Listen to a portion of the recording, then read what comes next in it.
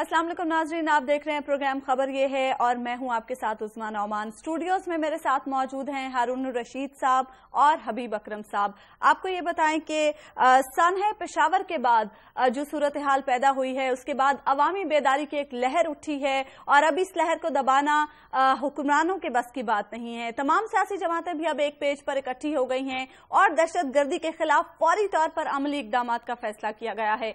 गुज़श्ता रोज GHQ में एक अहम इजलास हुआ जिसमें कौमी इत्तफाक राय को एक्शन में तब्दील करने का फैसला किया गया है। वजीर आजम ने भी अपनी सियासी और कानूनी टीम से मुशावरत के बाद आज एक अहम इजलास तलब कर लिया है। क्या एक्शन प्लान पर जल्द अज जल्द अमल दरामद मुमकिन है, इस हवाले से भी हम गुफ्तगू करेंगे। एक तरफ दहशत गर्दों की सरकोबी के लिए कोशिशें की जा रही हैं तो दूसरी जानिब दहशत गर्द भी अपने मजमूम मकासद के हुसूल के लिए कोशां हैं।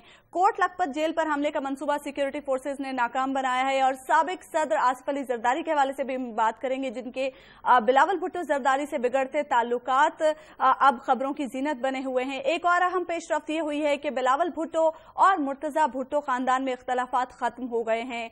हुकूमत एक जानिब दहशत गर्दी के इफ्रीत का मुकाबला करने के लिए तो मैदान में आ गई है, लेकिन ये भूल गई है कि थर में भूख, कहत साली और मौत के इफ्रीत का मुकाबला करना भी उसकी जिम्मेदारी है। 85 रोज में आपको बताएं कि 241 बच्चे जिंदगी की बाजी हार चुके हैं। जिन माओं की गोदे उजड़ रही हैं उनकी अश्कशोई कौन करेगा? इन तमाम मामलात पर हम बात करेंगे हारून रशीद साहब से और हबीब अकरम साहब से, लेकिन पहले हम जान लेते हैं कि इनके पास क्या खबरें हैं। हारून साहब, आपके पास क्या खबर है? कल वाली खबर तो बताई नहीं थी ना, अजमल पहाड़ी वाली।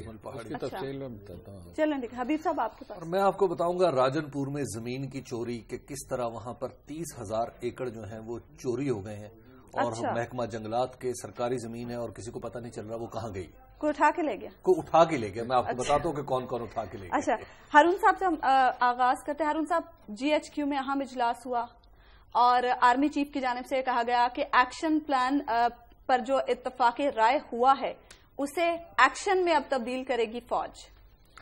फौज भी उसे एक्शन में तब्दील करेगी और हुकूमत भी उसे एक्शन में तब्दील करेगी। वजीर आजम ने भी आज मीटिंग बुला ली है।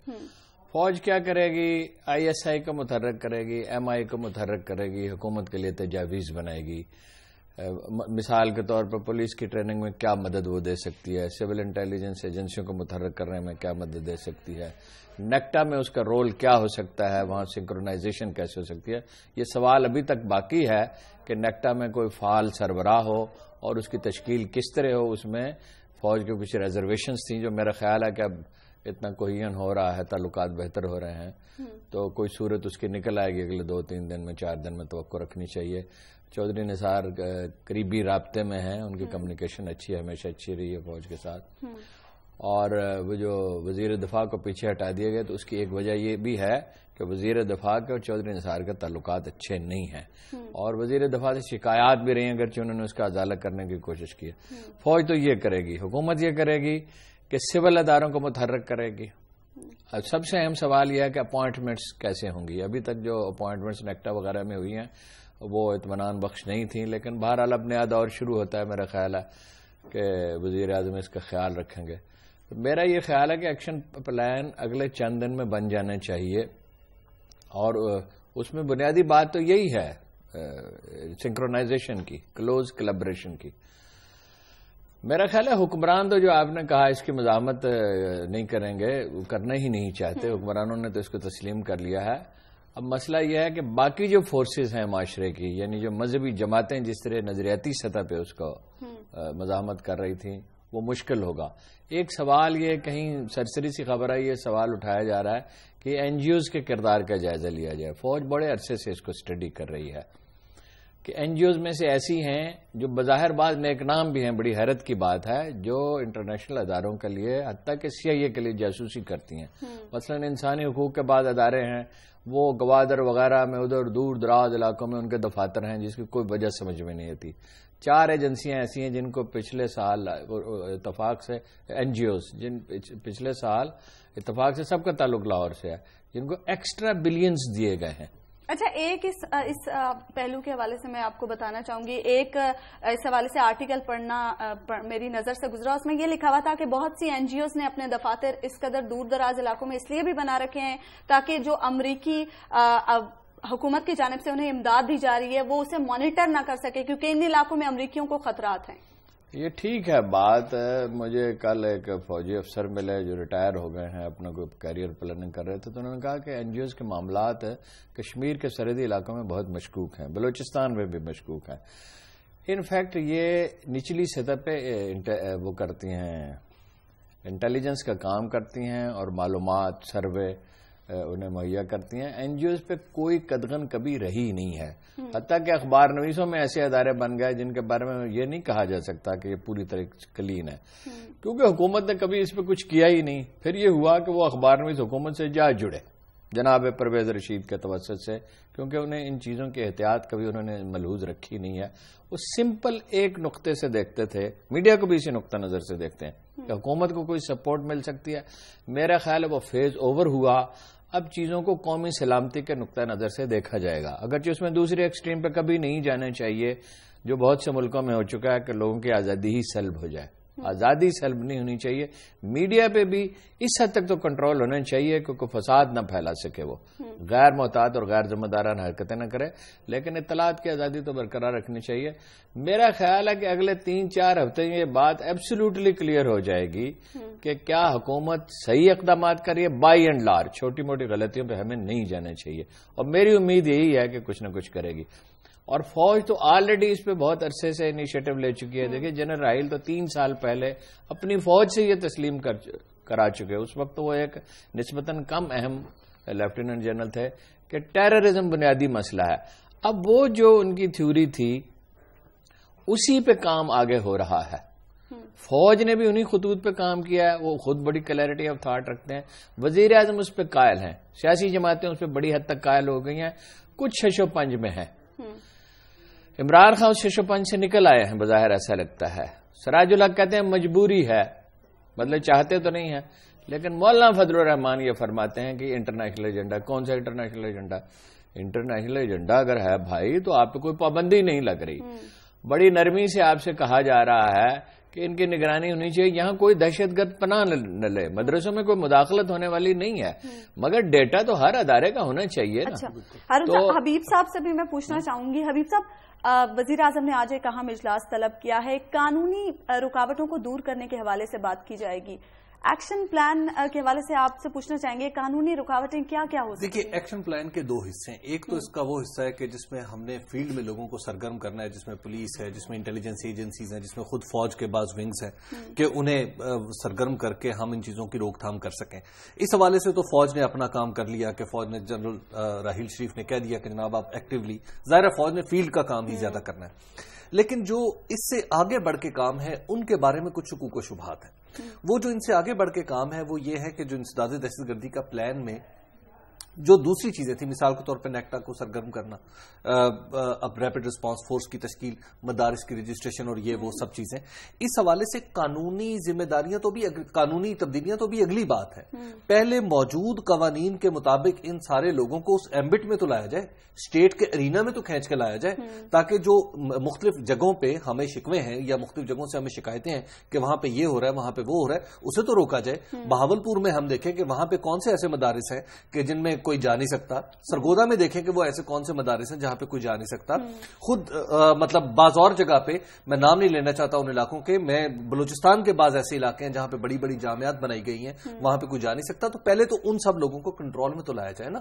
اور جب یہ موجودہ قوانین سے ہی ممکن ہے, پہلے حکومت اپنا انتظامی تھرسٹ اسٹیبلش کر لے, اس کے بعد قانون میں ترامیم جو ہے وہ بعد میں ہوتی رہیں گی. ٹھیک ہے, ڈسکشن کا سلسلہ ہم جاری رکھیں گے, لیکن یہاں پر لے لیتے ہیں ایک بریک.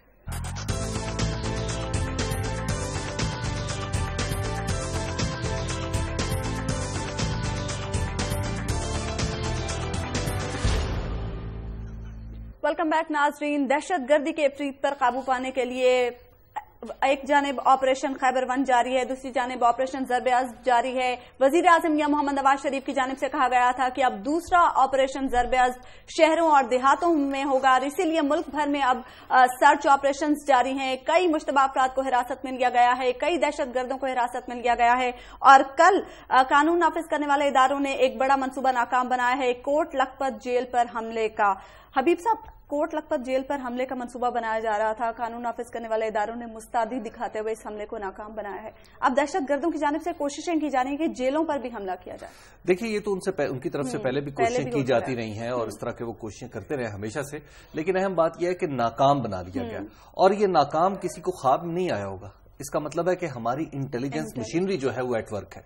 जब वो काम कर रही होती है, इर्द गिर्द के लोग काम कर रहे होते हैं, तो यकीनी तौर पर हम बहुत सारी साजिशों को उनके रूनुमा होने से पहले ही पकड़ सकते हैं, बहुत सारे वाकयात को बर्पा होने से पहले रोक सकते हैं। लेकिन क्या हमेशा हमारा जो थ्रस्ट है, जो 16 दिसंबर के बाद बना है, क्या हमेशा ऐसा ही रहा है या ऐसा ही रहेगा? ये क्वेश्चन मार्क है। हमने जो हमारा माजी में तजर्बा रहा है, हमारी इंटेलिजेंस एजेंसीज हो या हमारे कानून नाफिज करने वाले इदारे हो, हमारा माजी का तजर्बा यह है कि चंद दिन तो बहुत तेजी से चलते हैं, बहुत तेजगामी दिखाते हैं, बहुत तेज रवि दिखाते हैं, लेकिन कुछ दिन के बाद ये उसी तरह सुस्तुल वजूद और काहिल होकर अपने अपने दफ्तरों में पड़े रहते हैं और फिर कोई काम नहीं करते। मैं एक थाने में, मैं आपको बताऊं कि गया, वहां की टोटल नफरी थी और थानेदार साहब मुझे बता रहे थे कि 65 हैं मेरे पास लोग, और मैं देखें जी बड़ा बुरा हाल है, मेरे पास तो इतने लोग ही नहीं है कि मैं उन्हें काम में लगा सकूं। तो मैं थाने में जब गया तो मैं बाहर निकला तो पुलिस वाले बहुत सारे खड़े हुए। मैं वापस उनके दफ्तर में गया, मैंने उनसे पूछा कि जनाब इस वक्त थाने में कितने? तो उन्होंने थोड़ी सी गड़बड़ाए। जब गिनती करवाई मेरे इसरार पे तो 63 लोग थाने के अंदर मौजूद थे।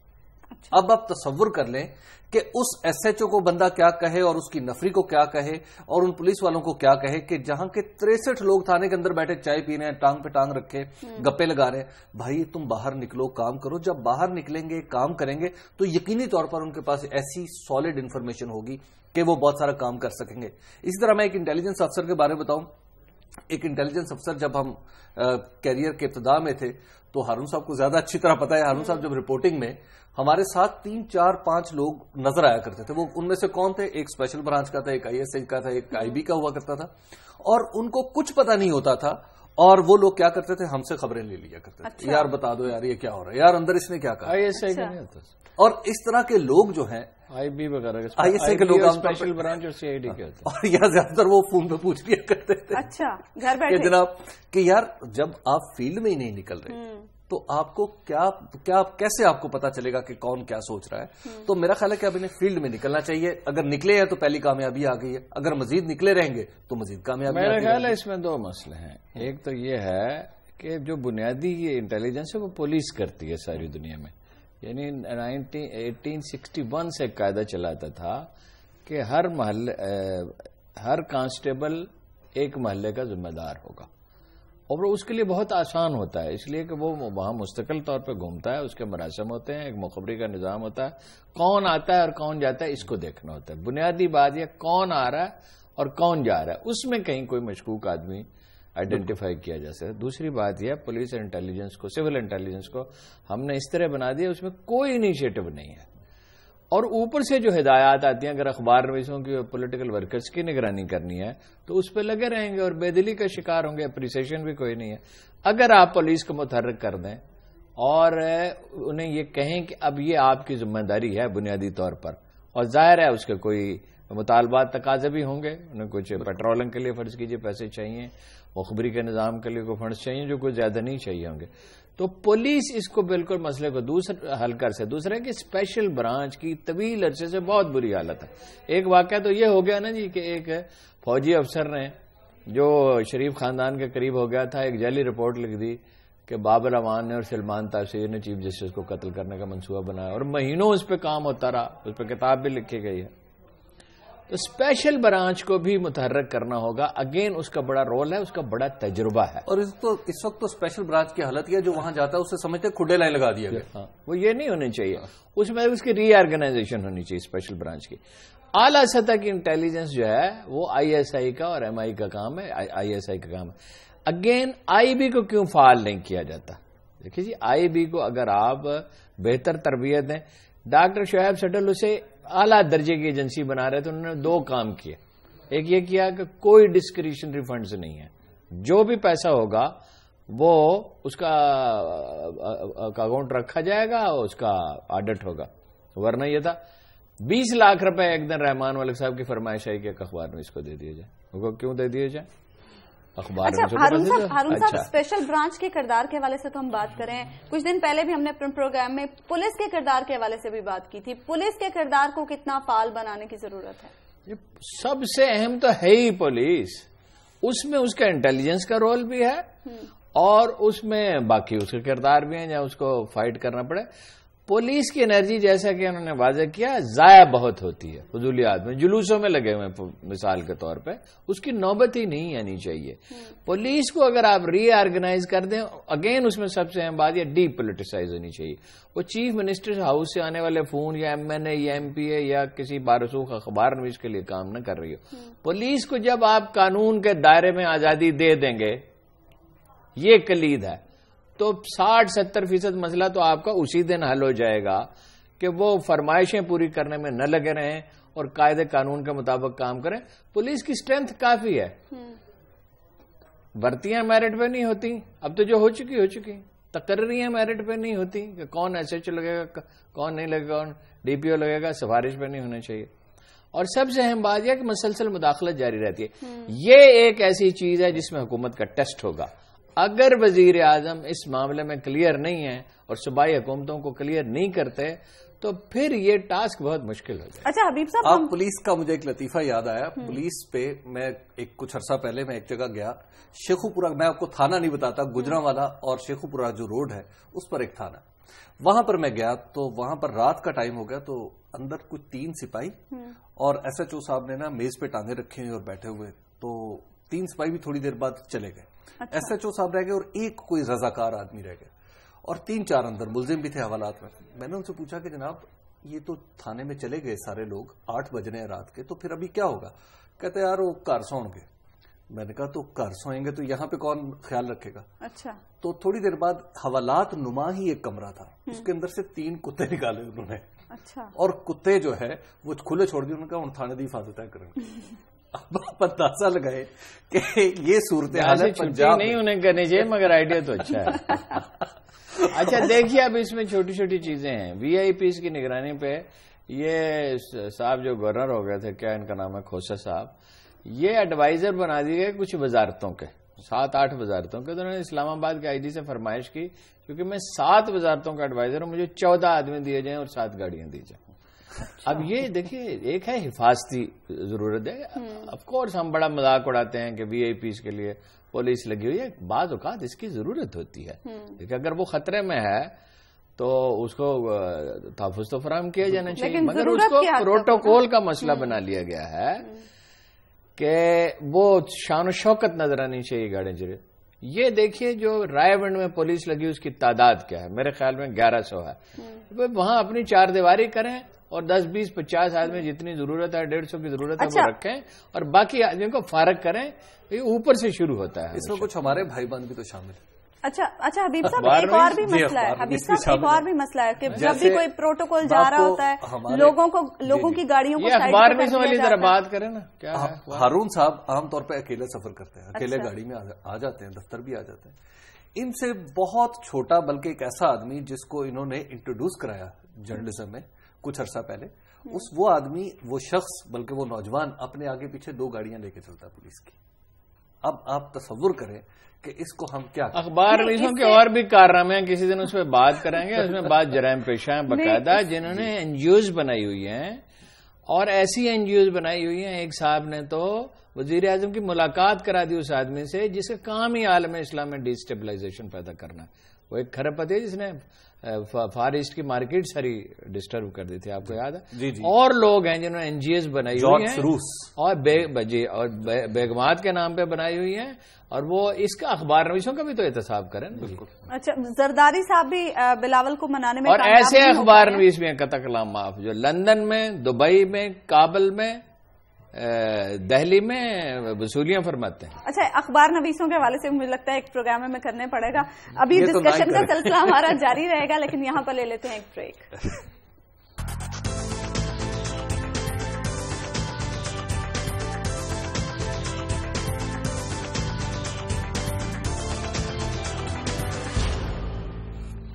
वेलकम बैक नाजरीन। सियासत के मैदान में बनते बिगड़ते ताल्लुकात के हवाले से अगर हम बात करें तो बाप बेटे के ताल्लुकात इस वक्त खबरों की जीनत बने हुए हैं। बिलावल भुट्टो जरदारी नाराज हैं अपने वालिद से और साबिक सदर आसिफ अली जरदारी उन्हें मनाने में कामयाब नहीं हो सके हैं। हबीब साहब, शर्जील मेमन साहब का बयान आया इस हवाले से कि बिलावल भुट्टो जरदारी को डॉक्टर ने सफर करने से मना किया है। बस अब आप इससे शर्जील मेमन की आप यूं कहीं उनकी पहुंच का अंदाजा लगा लें और उनकी मालूमात का आलम देख लें कि वो क्या है। देखिए, अब इनके दरमियान जो ताल्लुकात है ना, वो इतनी आसानी से ठीक होने वाले नहीं है। क्योंकि जिस नहज पे आसिफ अली जरदारी साहब सियासत को चलाना चाह रहे हैं उससे इत्तफाक नहीं कर रहे बिलावल भुट्टो जरदारी साहब। और बिलावल भुट्टो जरदारी साहब के इर्द गिर्द उनके खानदानी और जरदारी साहब के जो पार्टी के अंदर मुखालिफिन है उनका घेरा पड़ा हुआ है बिलावल साहब के इर्द। तो लिहाजा उनकी गलत फहमियां बढ़ती चली जा रही हैं और बाज उसमें ऐसी नागुफ्तनी बातें भी हो चुकी हैं बाप बेटे के दरमियान। मुझे मालूम है कि जो किसी भी बाप बेटे के दरमियान हो तो शायद ताल्लुकात इतने खराब हो जाएं कि दोबारा ठीक भी ना हो सके। लेकिन आसिफ अली जरदारी साहब बहरहाल उनकी बापता को दाद देनी पड़ेगी कि वो मुसलसल आगे बढ़ रहे हैं और अपने बेटे को करीब लाने की कोशिश कर रहे हैं। वो सिर्फ एक जीरक सियासतदान ही नहीं है, एक जीरक बाप भी है। अच्छा। लेकिन जो कल लाड़काना में जो कुछ होने जा रहा है, यानी रत्तो डेरो में जो जलसा होगा उससे लोग खिताब करेंगे, वो अपनी छोटी बेटी को आगे बढ़ा रहे हैं, आसफा को। तो आसफा को आगे बढ़ाने का मतलब ये है कि हम वो देख सकते हैं कि एक नई बेनजीर की पैदाइश और एक नए मुर्तजा भुट्टो की पैदाइश। अच्छा, अब हारून साहब, एक और भी अहम खबर इस हवाले से आई है कि सनम भुट्टो की कोशिशों से मुर्तजा भुट्टो खानदान से बिलावल भुट्टो के जो ताल्लुकात हैं उनकी कशीदगी बहुत हद तक कम हो गई है और ये इम्कान भी ज़ाहिर किया जा रहा है कि गनवा भुट्टो और फातिमा भुट्टो पाकिस्तान पीपल्स पार्टी में शामिल हो सकती हैं। जब तक जरदारी साहब से उनकी मुसालियत न हो ये मुमकिन नहीं है। अच्छा। दूसरी बात यह है कि जो रिजर्वेशंस डेवलप हो चुकी हैं, शर्जील मेमन साहब की बात तो बिल्कुल गलत नजर आती है। उनकी तस्वीर मैंने आज देखी है, वो बड़े सेहतमंद है। बिलावल ठीक। दूसरा, बिलावल बहुत अग्रेसिव आदमी है, मिजाजन, और ऐसा आदमी वो नहीं है कि जरदारी साहब उसे डिक्टेशन दे। जो वो कोशिश कर रहे हैं और बरसरे आम उन्होंने मजम्मत भी की कि इसकी एक तकरीर से बड़े मसाइल पैदा हो गए। लीडर होता है, लीडर रिमोट कंट्रोल से नहीं चलता। पहले उसे लीडर बना दिया और अब उसे कंट्रोल करने की कोशिश कर रहे हैं, ये नहीं हो सकता। वो जब तक बिलावल की और जरदारी साहब की अंडरस्टैंडिंग ना हो और फिर जरदारी की और गनवा की अंडरस्टैंडिंग ना हो। अगेन, गनवा बहुत अग्रेसिव खातून है और वो समझती हैं कि उनका इस्तेहकाक है, उनके मियाँ शहीद हुए हैं, उन्होंने बड़ी स्ट्रगल की है।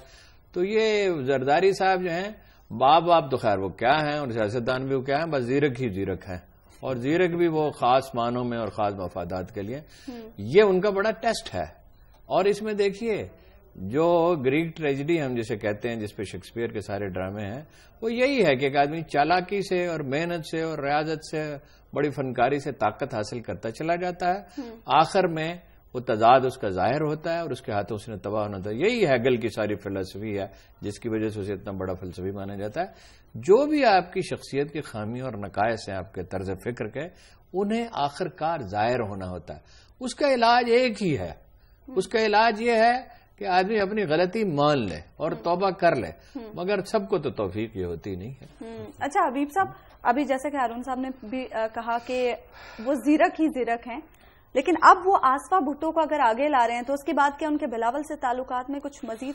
देखिए, जो सियासत है ये बड़ा अजीब सा खेल है। इसमें बाज़-औक़ात एक को आगे बढ़ाने का मतलब दूसरे को शय देना होता है कि तुम भी आगे बढ़ो। अच्छा। तो इसमें ये ऐन मुमकिन है कि वो आसफा को जब आगे बढ़ाएंगे तो उसके जरिए कोशिश करें, अगर उसकी तकरीर अच्छी लिखवा लेते हैं आसफा की और आसफा अच्छी तरह उस तकरीर में को परफॉर्म कर सकती है और फिर जो वहां पर लोगों का रिस्पॉन्स है, जो ऑडियंस का रिस्पॉन्स है, अगर वो अच्छा हो जाता है तो फिर यकीनी तौर पर बिलावल भी ये सोचेंगे कि कहीं ऐसा तो नहीं कि मेरी जगह जो है वो आसफा को दी जा रही है। तो फिर बिलावल भी प्रॉबेबली खुद रिकंसाइल करने की कोशिश करें। और जो बिलावल जो आसिफ अली जरदारी साहब हैं, वो बहुत कम, उनके पास एक आध ऐसा नुक्ता होता है जिस पर वो सारे लोगों को इकट्ठा कर लेते हैं, जिसको वो मुफाहमत या रिकंसिलिएशन की फिलॉसफी कहते हैं। तो मेरा ख्याल है कि अब उन्हें अपने घर के अंदर रिकंसिलिएशन करनी पड़ेगी और प्रोबेबली उन्हें एक स्टेप बैक करना पड़ेगा। थोड़ा सा वो पीछे हटेंगे तो बिलावल के लिए मुनासिब स्पेस बन जाएगी जिसमें वो मूव कर सकेंगे। अच्छा हबीब साहब, आपकी स्टोरी की जानिब आते हैं। आपके पास हमारे नाज़रीन के लिए एक स्टोरी है आज।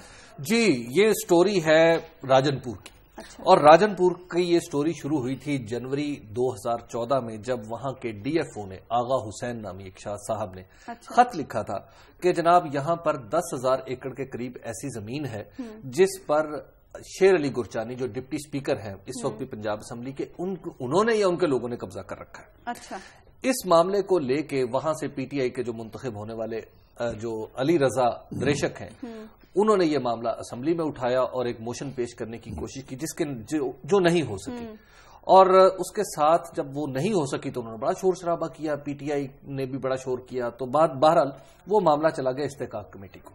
استحقاق کمیٹی میں جا کے دیکھا، وہاں پہ انکوائری ہوئی، سارے لوگوں کو بلایا گیا، تو علی رضا دریشک صاحب وہاں پہ تشریف ہی نہیں لائے۔ اچھا، انہوں نے کہا جی کہ وہ میں تو جی ایسے اور ویسے اور میں تو باہر جا رہا ہوں، یہ جا رہا ہوں۔ اچھا، وہاں پر آ کے یہ بظاہر سرکاری دستاویزات سے یہ ثابت کر دیا گیا کہ شیر علی گرچانی نے ایسا کوئی کام نہیں کیا، کوئی قبضہ نہیں کیا۔ اچھا، اب یہ بات آگے چل پڑی، انہوں نے کہا جی جناب جب شیر علی گرچانی نے قبضہ نہیں کیا تو پھر آخر کس نے کیا؟ اب میری ہوئی شیر علی گرچانی صاحب سے بات۔ اچھا، میں نے ان سے پوچھا کہ جناب آپ نے یہ قبضہ کیا تھا، آپ نے سرکاری طور پہ مینج کر لیا؟ انہوں نے کہا جی میں نے تو قبضہ ہی نہیں کیا۔ اچھا، حبیب صاحب ہمارے نمائندے قمر سراج بھی ہمارے ساتھ جی ان سے بات کر رہا ہے، تو وہ کہتے ہیں کہ میں نے تو قبضہ ہی نہیں کیا۔ یہ تو قبضہ اصل میں علی رضا دریشک اور احمد دریشک جو نصر اللہ دریشک کے رشتے دار ہیں، یہ انہوں نے کیا ہوا ہے۔ اور پھر بعد میں نے مزید اس پہ تحقیق کی تو مجھے پتا چلا کہ یہ معاملہ 10,000 ایکڑ کا نہیں ہے، وہاں پر جنگلات کی یعنی مٹھن کوٹ اور راجن پور کے درمیان جو زمین ہے 30,000 ایکڑ زمین ہے جس کے اوپر مختلف لوگوں نے قبضہ کر رکھا ہے۔ اچھا، اور اس میں گرچانی بھی ہیں، ناٹ علی شیر گرچانی، اس میں دریشک بھی ہیں بٹ ناٹ احمد علی دریشک یا علی رضا دریشک، اس میں گوپانگز بھی ہیں، اس میں مزاریز بھی ہیں، اس میں بکٹیز بھی ہیں۔ ان سارے لوگوں نے وہاں پر زمین پر قبضہ کر رکھا ہے، اور ہر کوئی جیسے ہی وہاں جاتا ہے کوئی علی شیر گرچانی کا نام لے لیتا ہے، کوئی احمد رضا دریشک کا نام لے لیتا ہے، کوئی شیرباز مزاری کا نام لے لیتا ہے، کوئی بکٹی کا نام، مطلب شیرباز نہیں بلکہ شیر مزاری، اور ان کے صاحبزادگان کا نام لے لیتا ہے، اور وہاں پر کچھ جو ہے وہ بکٹیز کے نام لے لیتے ہیں۔ تو اس طرح کے لوگ ہیں وہاں پر، اور اب عدالت نے حکم دیا ہے کہ وہاں پر آپ خالی کرائیں زمین، اور زمین کتنی خالی کرائیں؟ صرف 4,000 ایکڑ۔ اچھا، اور باقی 26,000 ایکڑ پوری کی پوری زمین کہاں پہ ہے؟ پہلے اس پہ بات کریں تو قمر ہمارے ساتھ موجود ہے۔ قمر ہمارے ساتھ موجود ہیں، قمر سے ہم بات کریں گے، لیکن یہاں پر وقت ہوا ایک بریک کا، اور بریک کے بعد واپس آ کے ہم اس معاملے کو آگے بڑھائیں گے۔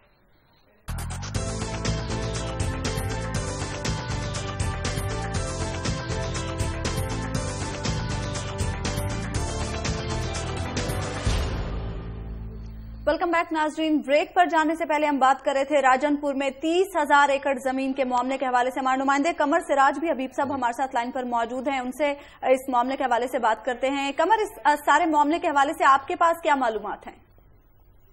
ایسا ہے کہ ہمارا جو یہ جنگلات کا رقبہ ہے تقریباً 32,500 ایکڑ ہے یہاں پر، اور یہ ایسا نہیں ہے کہ یہاں پر کوئی ایک گروپ قابض ہے، یہاں پر جتنے بھی یہ سردار لوگ ہیں تمام کے حوالے رقموں پر قابض ہیں۔ اور یہ میں آپ کو بتاتا چلوں کہ یہ واحد ایریا ہے تھل مینگراج کا، بیٹ بادشاہ کا اور کوٹلا شیر محمد کا۔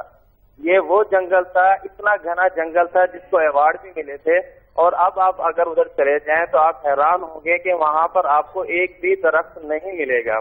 اس وقت یہ تمام میدانی علاقے ہو چکے ہیں، اور یہ دریائی علاقہ ان کو نزدیک لگتا ہے، جس کی وجہ سے بوسن گروپ جو بوسن گینگ بہت مشہور گینگ تھا، اور وہ انہی ایریاز میں رہتا تھا، اور اسی جنگل کی وجہ سے بچا ہوا تھا، اور یہی جنگل ان لوگوں نے بھی کھایا۔ یہ جو بلوچ قبائل ان تمام ایریاز میں بیٹھے ہوئے ہیں، ان لوگوں نے بھی اس جنگل کا صفایا کر دیا ہے۔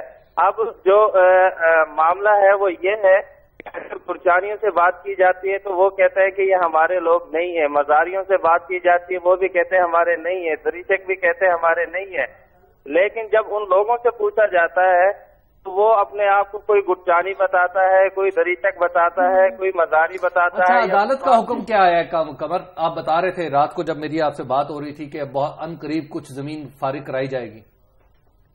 عدالت کے حکم پر تمام زمین جو ہے وہاں پر کاشت روک دی گئی ہے، کیونکہ اس سے پہلے کپاس، گندم، یہ تمام زمین آپ کسے کہہ رہے ہیں؟ 4,000 ایکڑ کو کہہ رہے ہیں یا 32,000 ایکڑ کو کہہ رہے ہیں؟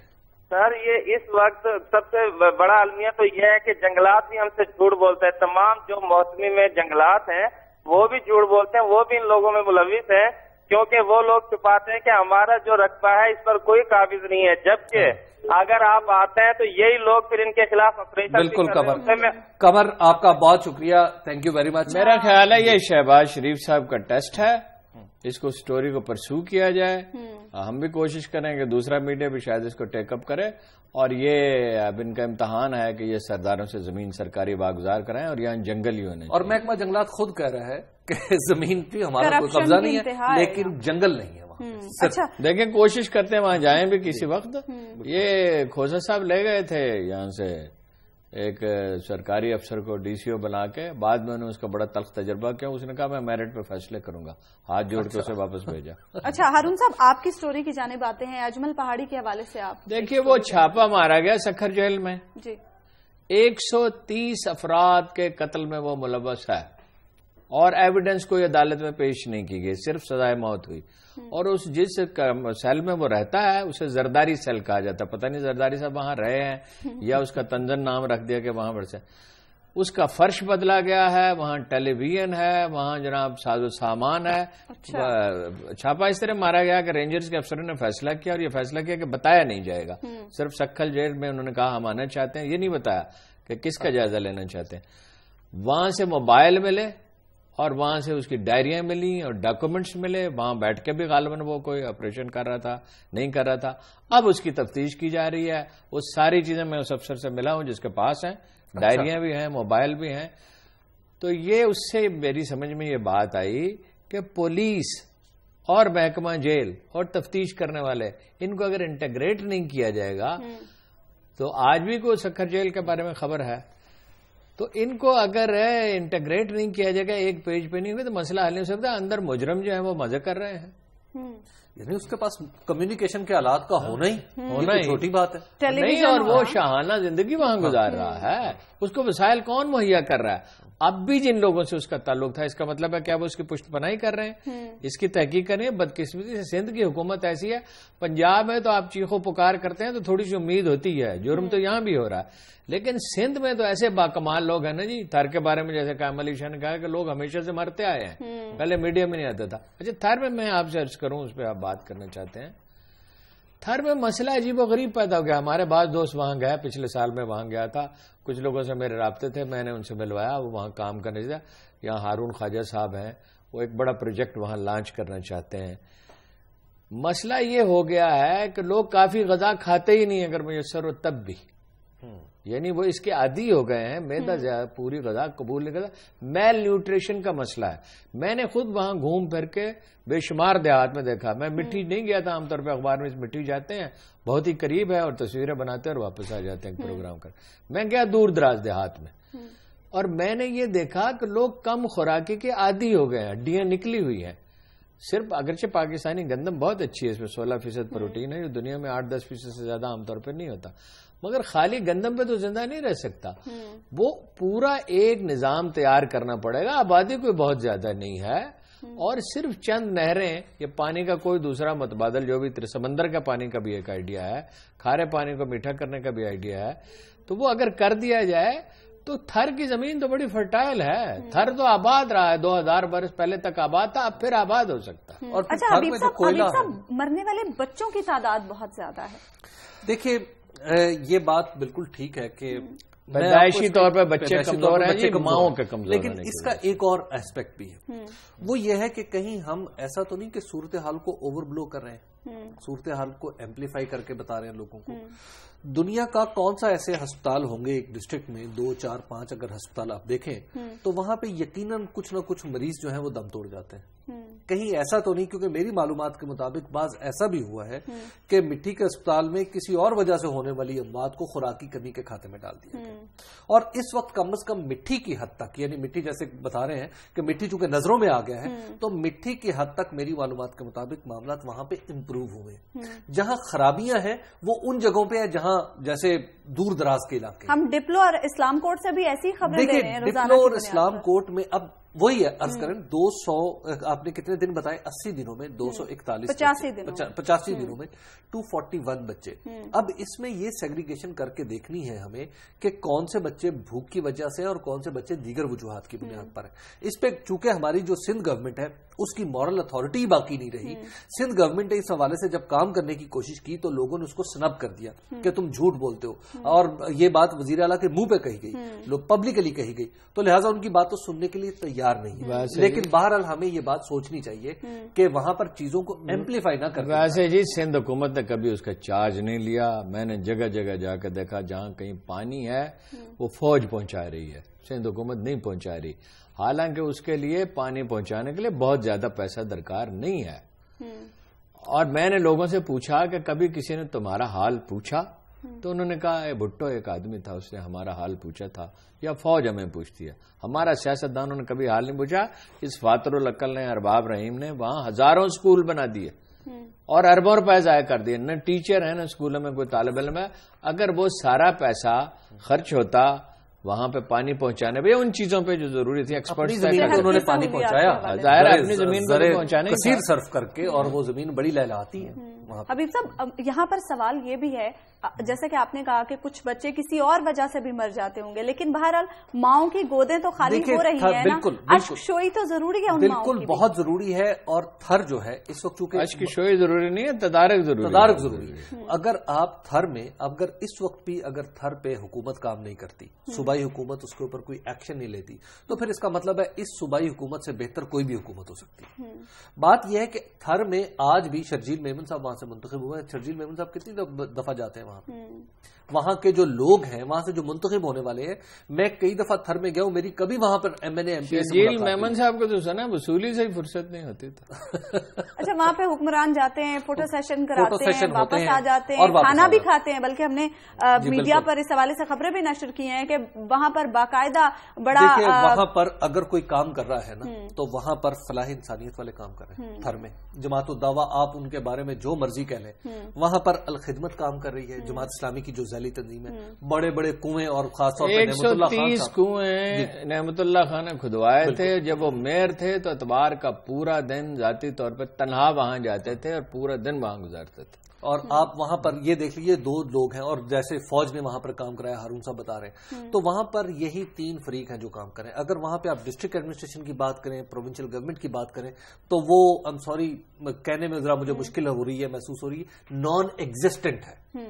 وہاں پر آپ کو جا کے احساس ہی نہیں ہوتا کہ صوبائی حکومت کا بھی کوئی محکمہ یہاں پر کام کر رہا ہے. میں آپ سے عرض کروں, جب میں گیا ہوں پچھلے برس, مجھے معلوم ہوا کہ جنرل سجاد غنی نے کوئی انسٹرکشن موصول ہونے سے پہلے ہی آرمی موو کر دی.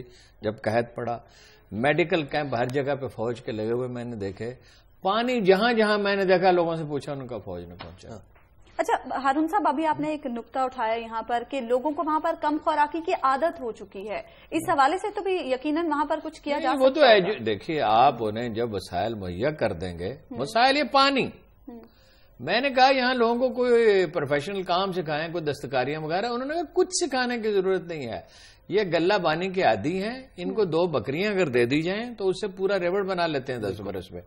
پانی چاہیے, اگر پانی موجود ہو پھر آپ نے وہاں ان کو ایجوکیٹ کرنا ہے اور ان کو خوراک کی ضرورت بتانی ہے. خوراک کی بہت ضرورت نہیں ہوتی آدمی کو, بے شمار متنوع کھجور وہاں اگ سکتی ہے جہاں کہیں پانی ہو ذرا سا بھی, اور گندم ہے اگر موجود, بکریوں کا دودھ ہے, تو وہ بڑی صحت مند زندگی. عرب کے صحراؤں میں قبائل نے بڑی صحت مند زندگی گزاری ہے, مگر بدقسمتی سے کسی کی ترجیح ہی یہ نہیں ہے, کسی کو پرواہ ہی اس کی نہیں ہے.